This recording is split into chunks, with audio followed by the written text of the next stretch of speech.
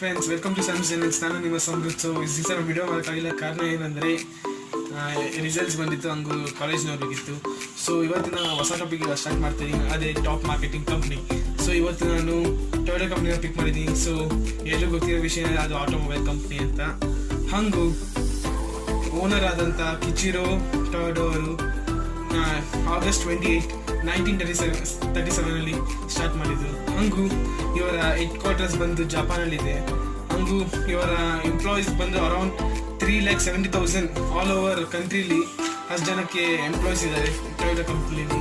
So Toyota company car ಯಾವ್ದಾದ್ರು most sale ಆಗ್ತಾರೆ car ಯಾವುದಾದ್ರೆ ಅರ್ಬನ್ ಪ್ಲೆಸರ್, ಹಾಗೂ ಗ್ಲಾನ್ಸ್ ಆಗಲಿ, ಇನೋವಾ ಕ್ರಿಸ್ಟ್ ಆಗಲಿ, ಫಾರ್ಚುನರ್ ಆಗಲಿ, ಇಷ್ಟು ಇನ್ನೂ ಜಾಸ್ತಿ ಕಾರ್ಸ್ ಇದೆ.